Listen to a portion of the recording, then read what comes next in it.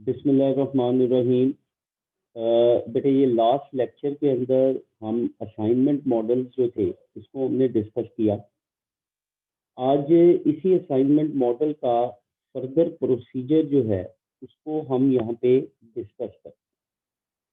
Last lecture में तो आपने देखा था कि हम रो मिनिमम लेते थे और कॉलम मिनिमम लेते थे, और ये दो स्टेप करने के बाद आपके पास आपका रिक्वायर्ड सॉल्यूशन जो था वो जनरेट हो जाता था, और आप वहां से मिनिमम कॉस्ट जो थी उसको क्या कर लेते थे, फाइंड आउट कर।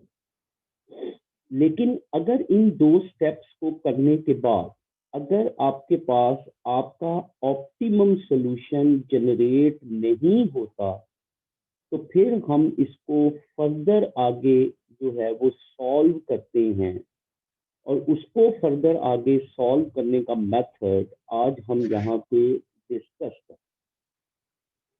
सबसे पहले देखें कि आपके पास उसने एक सिंपल मॉडल दे दिया जिसके अंदर उसने चार जो हैं वो मशीन्स ली हैं और चार ही उसने जॉब्स या वर्कर्स लिए। अब सबसे पहले मैंने आपको बताया था कि आपका मॉडल जो है वो बैलेंस होना चाहिए, आपका मॉडल जो है वो स्टैंडर्ड होना चाहिए। और बैलेंस और स्टैंडर्ड की फॉर्म क्या होती थी कि जितनी आपके पास रोज हैं उतने ही आपके पास क्या होने चाहिए, कॉलम्स होने चाहिए। कि अगर आपके पास चार रोज है तो कॉलम भी कितने होने चाहिए, चार। अगर आपके पास 5 रोज हैं तो कॉलम भी कितने होने चाहिए, 5 होने चाहिए। अब सबसे पहले देखें कि m इक्वल n रोज, 4 रोज हैं, और अगर आप देखें कॉलम भी आपके पास 4 हैं। इसका मतलब आपका मॉडल जो है वो बैलेंस है, आपका मॉडल जो है वो क्या है, स्टैंडर्ड है। अब सबसे पहला स्टेप आपका वही जो हमने प्रीवियस लेक्चर के अंदर किया था कि आपने हर रो की मिनिमम वैल्यू लेनी। तो देखिए रो मिन हमने कैलकुलेट किया तो फर्स्ट रो में मिनिमम वैल्यू 1 है, सेकंड रो में मिनिमम वैल्यू 7 है, थर्ड रो में मिनिमम वैल्यू 4 है, और फिफ्थ रो में मिनिमम वैल्यू आपके पास क्या है, 5 है। तो सबसे पहला काम आपने रो मिनिमम लेना कि हर रो में से मिनिमम कॉस्ट आपने क्या करनी, फाइंड। अब जो मिनिमम कॉस्ट आपने ली उसको हर रो में से क्या करते जाओ, माइनस करते। अब पहले की 1 है, माइनस किया 0, 4 माइनस 1 3, 6 माइनस 1 5, 3 माइनस 1 2। दूसरे में देखे 7 है तो 9 माइनस 7 2, 7 माइनस 7 0, 10 माइनस 7 3, 9 माइनस 7 2। अब देखिए 4 है, 4 minus 4 0, 5 minus 4 1, 11 minus 4 7, 7 minus 4 3, 8 minus 5 3, 7 minus 5 2, 8 minus 5 3, 5 minus 5 0। तो आपने रो माइनस कर, हर रो की मिनिमम वैल्यू उस रो में से क्या कर दी, माइनस। हमारे पास एक नया टेबल जो है वो क्या हो गया, जनरेट हो। अब देखिए अब हमने लेना सेकंड स्टेप, कॉलम मिनिमम। जब कॉलम मिनिमम लेंगे तो आपने हर कॉलम की पहले मिनिमम वैल्यू, तो फर्स्ट कॉलम में 0 है, सेकंड में भी 0 है, थर्ड कॉलम में 3 है, फोर्थ कॉलम में 0, तो ये मैंने ले लिया। हर कॉलम में से माइनस करते जाओ, तो जब 0 माइनस करोगे वही कॉलम आ गया, इसमें 0 है वही कॉलम आ गया, इसमें 3 है तो 5 माइनस 3 2, 3 माइनस 3 0, 7 माइनस 3 4, 3 माइनस 3 0। इसमें 0 है तो 0 माइनस किया तो वही कॉलम। अब ये आपके पास एक नया टेबल आ। अब हमने सबसे पहले इस टेबल में देखना है कि क्या इस टेबल में हमारा ऑप्टिमम सॉल्यूशन आता है। तो मैंने आपको बताया था सबसे पहले रो या कॉलम जिसमें एक 0 उसको सिलेक्ट करो। अगर ये देखें पहली रो अगर देखें 1 0 है, मैं इस 0 को सिलेक्ट करता हूँ, इसका मतलब पहली रो पहला कॉलम आपका सेटिस्फाई हो। अब इसके बाद देखें आपके पास ये 2 0 है, ये 2 0 है, इसमें अगर मैं ये 0 लेता हूं तो दूसरी रो दूसरा कॉलम, ये 0 लेता हूं तो चौथी रो चौथा कॉलम हो। अब तीसरी रो लगी, अब ये 0 मैं ले नहीं सकता क्योंकि मैंने ऑलरेडी ये वाला 0 क्या किया था, सिलेक्ट किया।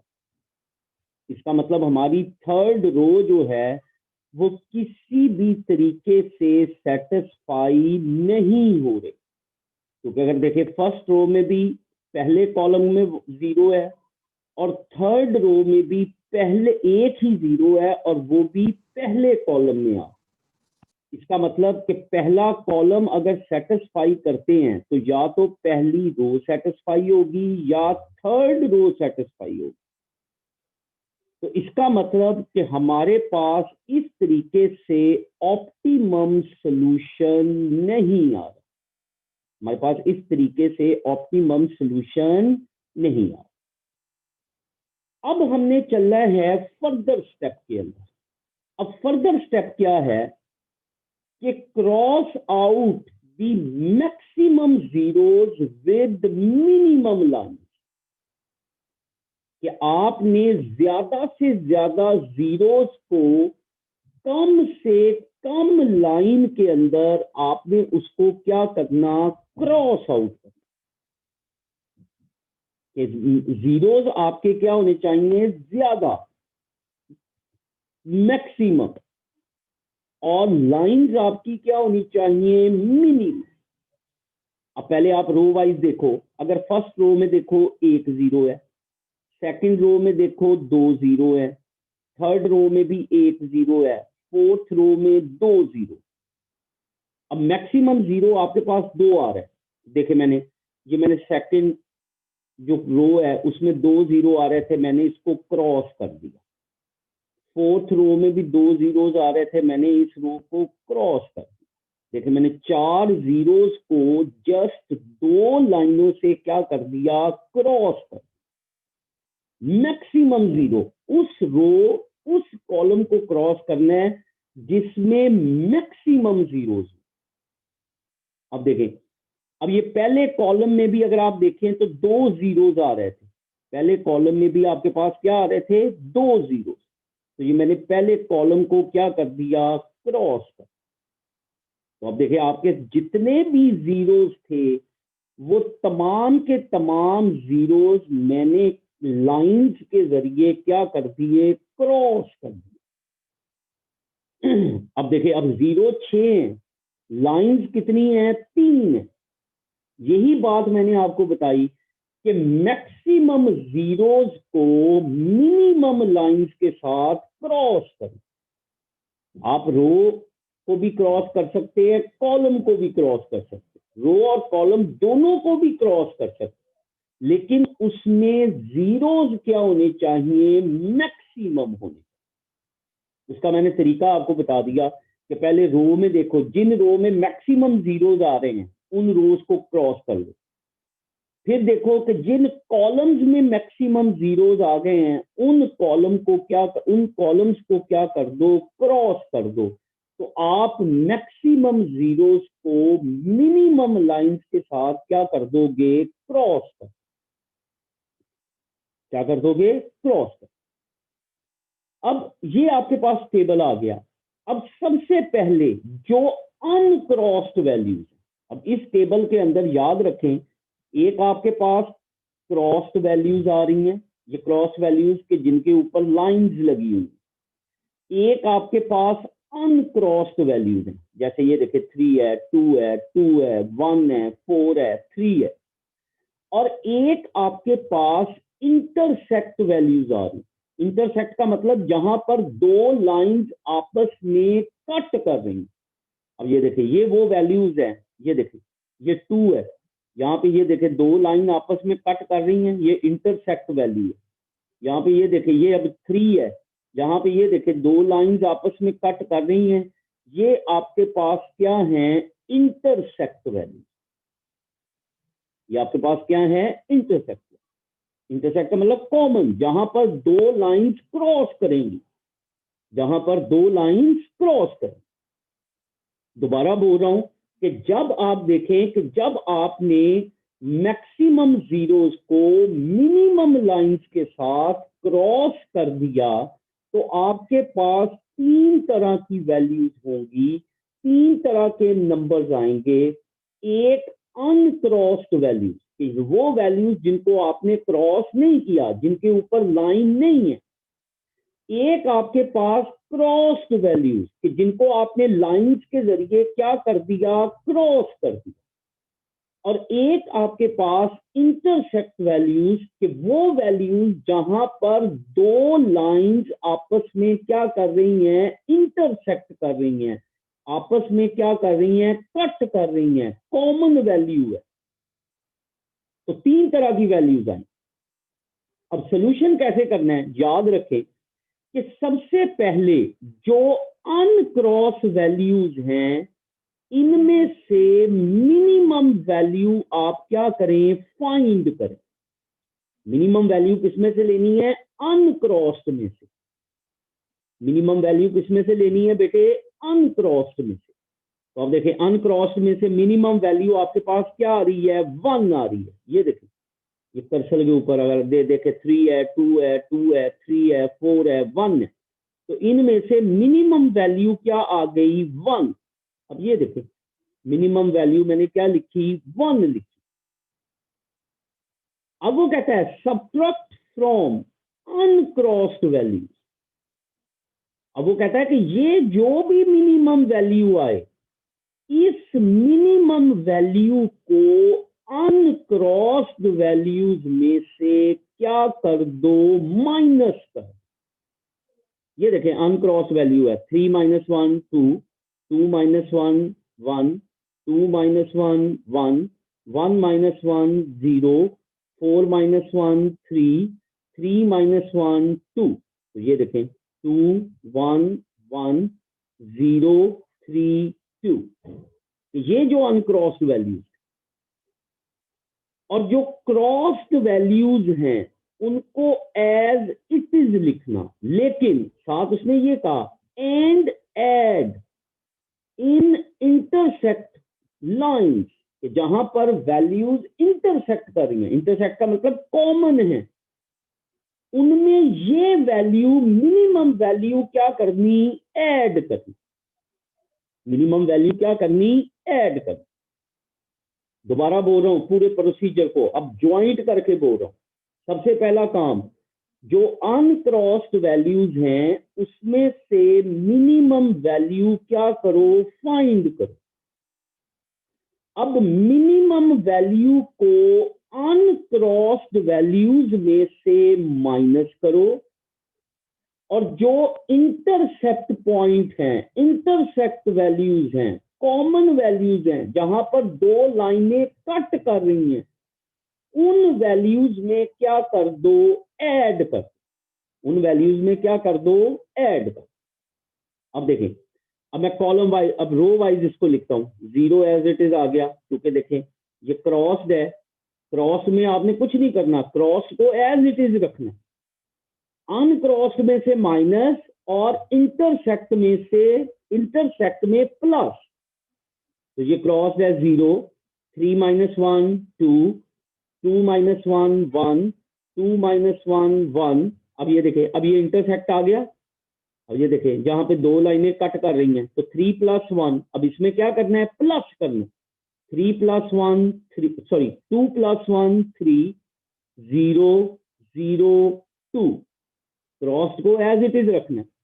अब देखें 0 1 - 1 0, 4 - 1 3, 3 - 1 2, फिर इंटरसेक्ट आ गई 3 + 1 4, 2 0 0। नहीं, ये आपका नया टेबल। अब देखें, अब इस टेबल में फिर ऑप्टिमैलिटी की तरफ चलते हैं कि क्या हमारा ये ऑप्टिमम टेबल है, क्या ये हमारा ऑप्टिमम सोल्यूशन है, क्या इससे सोल्यूशन एग्जिस्ट कर गया। अब उसका मैंने तरीका बताया था, पहले रो में देखो जिनमें एक जीरो है उनको सिलेक्ट करो, क्योंकि जिन रोज में जिन कॉलम्स में एक जीरो है हमारी मजबूरी है कि हमने उसी जीरो को क्या करना, सिलेक्ट करना। तो सबसे पहले अगर देखें पहली रो में एक जीरो है तो ये देखें मैंने सिलेक्ट कर, दूसरी रो में दो जीरोज हैं, तीसरी में भी दो जीरोज हैं, चौथी में भी दो जीरो। अब कॉलम देखें, वो कॉलम जिनमें एक जीरो है, इसमें दो जीरो है, इसमें भी दो जीरो है, इसमें भी दो जीरो हैं। अब इस कॉलम में एक जीरो है, इसका मतलब ये जीरो मैंने क्या, मुझे ये जीरो क्या करना पड़ेगा, सिलेक्ट करना पड़ेगा। सबसे पहले वो रो और उन कॉलम्स को सिलेक्ट करो जिनमें एक जीरो है। तो पहली रो में भी एक जीरो था, ये मुझे सेलेक्ट करना पड़ा। चौथे कॉलम में भी एक जीरो था, चौथे कॉलम में भी क्या था, एक जीरो था। मुझे ये जीरो क्या करना पड़ेगा, सिलेक्ट करना पड़ेगा, मेरी मजबूरी है। क्लियर हो गया? अब ये दो सिलेक्ट हो गए, अब ये बच गया इनमें से। अब देखो अगर मैं आता हूं थर्ड में पहले, तो ये जीरो, अब थर्ड में दो जीरोज हैं, एक ये जीरो है एक ये जीरो है। इस जीरो को सिलेक्ट कर नहीं कर सकता, क्यों नहीं कर सकता, क्योंकि इससे पहले मैं इस कॉलम में से इस जीरो को सिलेक्ट कर चुका हूं। ये देखो, क्योंकि मैंने आपको बताया था जिस रो जिस कॉलम में आपने एक जीरो को सिलेक्ट कर लिया उसमें से आप दूसरे जीरो को सिलेक्ट नहीं कर सकते। तो इसका मतलब अब इस जीरो को सिलेक्ट नहीं कर सकता, तो मुझे ये जीरो क्या करना पड़ेगा, सिलेक्ट। अब इस रो में आ जाए, अब ये जीरो सिलेक्ट नहीं हो सकता क्योंकि ऑलरेडी मैं ये जीरो इस कॉलम में ये जीरो सिलेक्ट कर चुका हूं, तो लिहाजा मैं ये जीरो क्या कर लेता हूं, सिलेक्ट कर। अब देखें हर रो और हर कॉलम में से एक जीरो क्या हो गया, सिलेक्ट हो गया। देखिए ये पहली रो पहला कॉलम, दूसरी रो तीसरा कॉलम, तीसरी रो दूसरा कॉलम, चौथी रो चौथा कॉलम। देखिए कोई रो या कोई कॉलम रिपीट नहीं हुआ, हर रो में से भी एक जीरो है, हर कॉलम में से भी एक जीरो सेलेक्ट हो गया। अगर आप देखें ये नीचे मैंने लिखा हुआ है, ये 1 1 4 4 2 3 3 2। देखिए कोई रो आपकी रिपीट नहीं हुई, कोई भी कॉलम आपका रिपीट नहीं हुआ। इसका मतलब ये हमारा ऑप्टिमम सॉल्यूशन। अब हमारे वेरिएबल क्या बन गए, x1 1, x2 3, x3 2, x4 4। ये देखो x1 1, x2 3, x3 2, x4 4, और इनकी वैल्यूज हमेशा क्या होंगी, 1 होंगी। और मैंने आपको बताया था ये हमेशा क्या होंगी, 1। अब मिनिमम कॉस्ट लेनी है, तो ये जो सिलेक्टेड आपके वेरिएबल्स हैं ओरिजिनल टेबल में से इनकी कॉस्ट ले लें। तो देखिए 1 1 की कॉस्ट 1 आ गई, 2 3 की कॉस्ट 10 है, 3 2 की कॉस्ट 5 है, और 4 4 की कॉस्ट 5 है। यही हमारे वेरिएबल थे, 1 1 2 3 3 2 और बेटे 4 4। तो ये देखें ये सारी कॉस्ट मैंने ऐड कर ली, 1 + 10 + 5 + 5। तो मिनिमम कॉस्ट मेरे पास क्या आ गई, 21। Minimum cost